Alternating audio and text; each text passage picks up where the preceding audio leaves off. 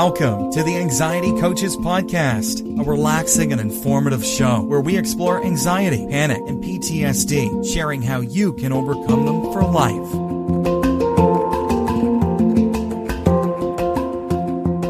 Aloha! Welcome back to the Anxiety Coaches Podcast. I'm your host and coach, Gina Ryan, and I am so happy to be with you again today as together we can consider the many ways to bring your mind and body back to its natural peace and calm. In today's episode, I'm talking about using kindness to help heal your anxious mind. And I wanted to share the symptom of inner peace number 11 along with this idea. And what that is increasing susceptibility to kindness offered and the uncontrollable urge to reciprocate. So what this is, if you haven't heard me do the other symptoms of inner peace, there are 12 of them, and isn't it nice to think about a symptom in a positive manner? And number 11 is us having an increasing susceptibility to kindness offered and the uncontrollable urge to reciprocate. When you find this happening in your life, you are well on the road to inner peace. And I think it is important for us when we are dealing with anxiety, panic, and all kinds of stress in our lives that we also look at where all the goodness is, where all the peace is, and the kindness. And kindness and the urge to reciprocate it comes from our ability to be present with ourselves or another. And that's the mindfulness piece that we talk about here so often. A person being present with us can guide us along the way to waking up the symptom of inner peace inside us, and the wave of kindness can continue to flow.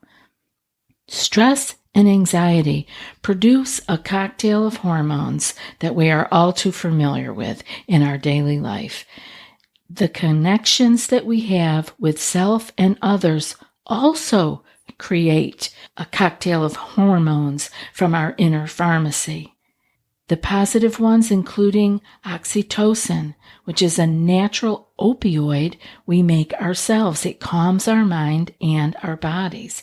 This type of connection, which begins with our internal connection and self-compassion, can ease stress and tension and help us to feel the kindness that is around us, urging us to pay it forward without much thought or effort.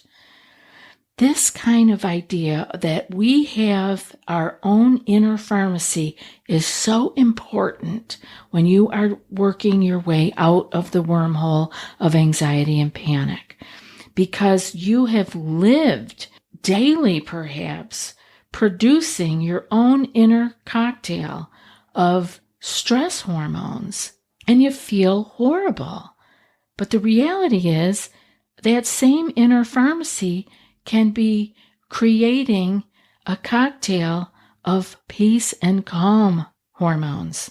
And like I said, including the oxytocin, which is a beautiful one about connection, and it really makes you feel relaxed. So let's put ourselves in places in our lives where we can begin to have these kinds of feelings. And this is kindness, offering kindness and receiving kindness from others. How often we are so closed down and so in our own bubble that we do not even accept a compliment, right? Let's pay attention to these things. Let's receive the love and the kindness that is being offered to us. And then in turn, we will want to offer it to others. So there are some things that you can do. So let's look at some of those things that you can do. You can begin with yourself. Often we put ourselves on the list as the last thing to be taken care of. But even the Buddha and Buddhism teachings are about metta and loving kindness practice, they have you start with yourself. And so I would like you to consider yourself when you are working your way out of your anxiety by being kind to yourself. Being kind to yourself first. Don't wait for somebody else to be kind to you. You be kind to you. And that can start with your speech. How are you talking to yourself today? A thing that you might consider doing is using the metta, the loving kindness meditation, as a regular part of your meditation time by ending your meditation with a practice of 4 or 5 extra minutes of metta. So what is metta? I just want to briefly cover that for you because you may not have listened to other episodes that have gone more deeply into this. And that would be episode number 387. You could listen to that if you wanted to hear a metta meditation. But what it is a loving kindness is the cultivation of the sincere wish to be happy. And it is directed first toward oneself and then to others. And what it does is it strengthens the capacity of your heart to forbear challenges patiently and to connect with all beings in any condition and situation. It's the directing of loving thoughts, wishing for physical safety, mental happiness, and an enduring sense of ease and well-being for oneself or for others. And I learned this very specifically from Kamala Masters and Steve Armstrong here on Maui, and spent a lot of time cultivating my own metta loving kindness meditation. Now, you don't need to do that. You can do it at home on your own. And I will just briefly tell you, in case you don't get to episode 387, what the phrases are that we use so that we can connect into this loving kindness. We start again with ourselves and we say, may I be safe. May I be happy. May I be healthy.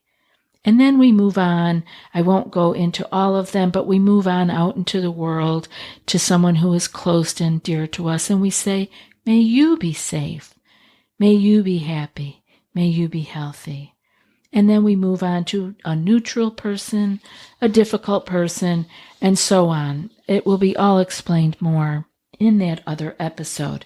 But it is so important and so beautiful how we can actually heal ourselves of being fearful, of being stressed, of being impatient by learning to be kind to ourselves.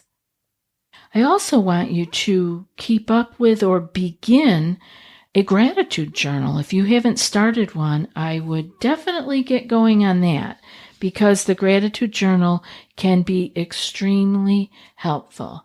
Even if you just, before going to sleep or when you first get up in the morning, list 3 things that you are grateful for. And the catch here is that I want you to write as many new things each day as you can. This keeps our mind looking for kindness and beauty out in the world so we can put it on the list versus its usual way of scanning the horizon all day, every day, looking for danger. The gratitude journal can really shift where your mind is looking, and it can begin to bring it so that it is looking out into the world for beauty, for kindness. And the more kindness you are receiving, it may make it easier for you to be kind to yourself. I understand being hard on yourself. I'm hard on myself still, even though I practice these things and I have really gotten much, much better. It's very easy when we are tired, when we are overwhelmed, when we are stressed to fall into negative conversation about ourselves, using negative words. So one of the things there that you can work on is when you are talking to yourself in your mind or out loud, is to actually pay attention and then ask yourself, would I talk to my best friend like that?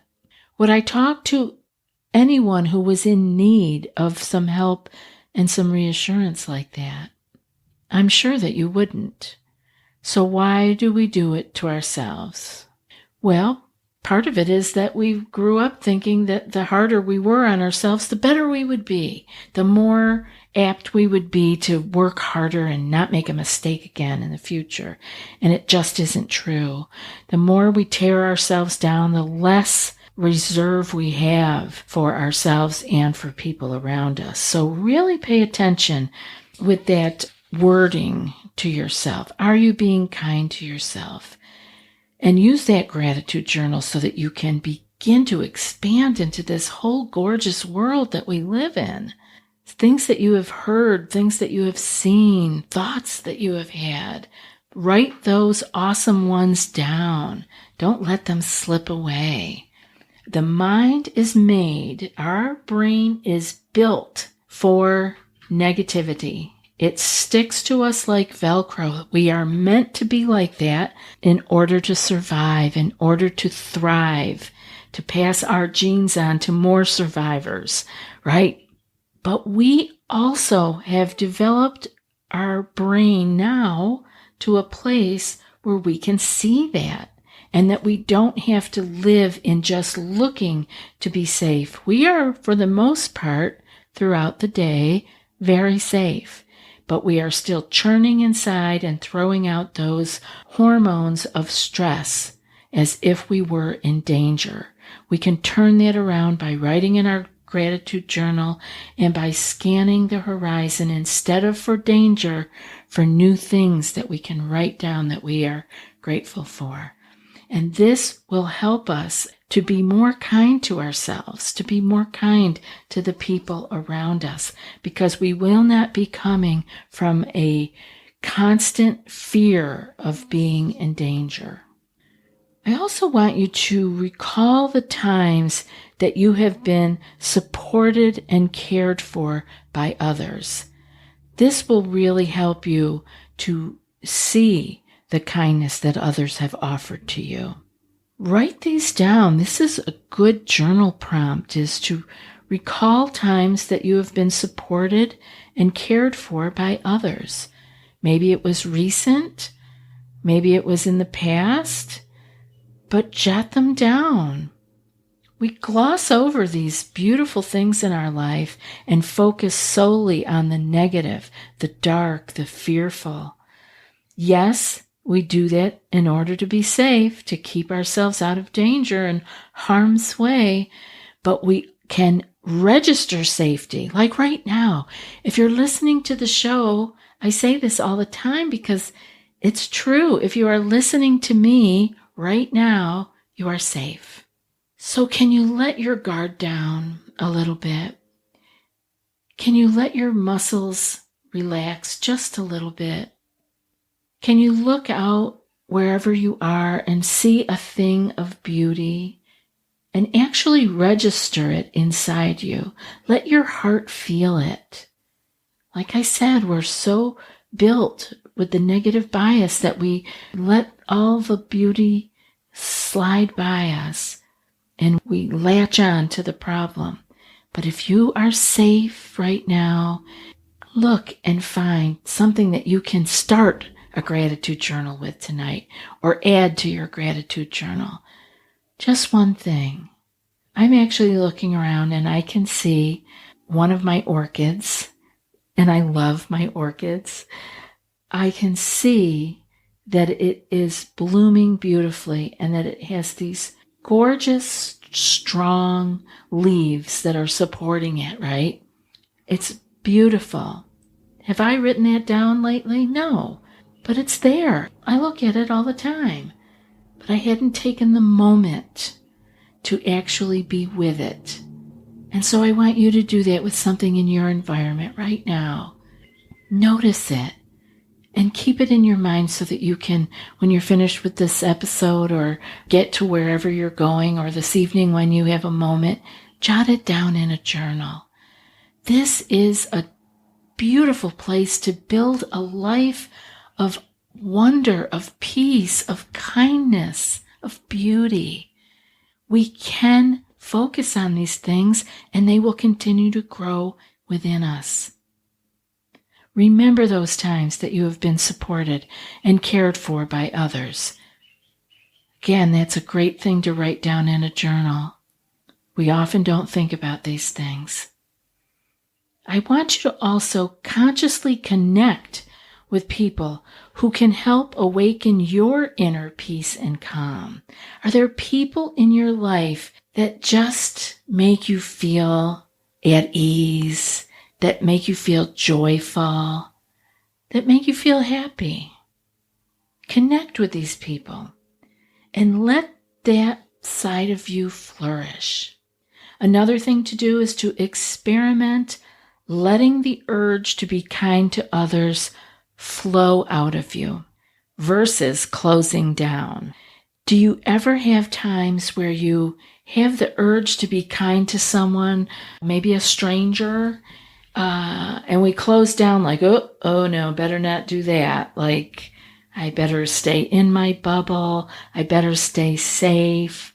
I want you to just experiment here and there with simple things to let the urge of kindness, to let that urge actually flow. If you feel like making a donation to something and you normally would close down and say, oh, wait, I'll wait till the holiday to do that or whatever, like just practice with it. Let it flow. Do something kind. Simple things. Hold the door for a stranger if the urge rises up in you. Just these little simple changes in our life can help us to actually be moving in that direction. We don't need to make big, gigantic, life-shaking changes in our lives. We can do simple, beautiful, peaceful things and begin to accept the kindness that others offer us and, in turn, offer kindness to others. I hope this show has been helpful for you, and you know I love being here with you, and I love that because I was doing this show today, I got to look out and see my orchid, my beautiful orchid that is blooming here in the room that is the recording room. So it makes me happy, and you made me happy today, so thanks for being here. And now for today's quote. It's the symptom of inner peace number 11. Increasing susceptibility to kindness offered, and the uncontrollable urge to reciprocate. That author is unknown, but still very much appreciated. I'll be back in a few more days with another podcast. Until then, be well and aloha. Thanks so much for joining us for today's episode of the Anxiety Coaches Podcast. Find more information at theanxietycoachespodcast.com.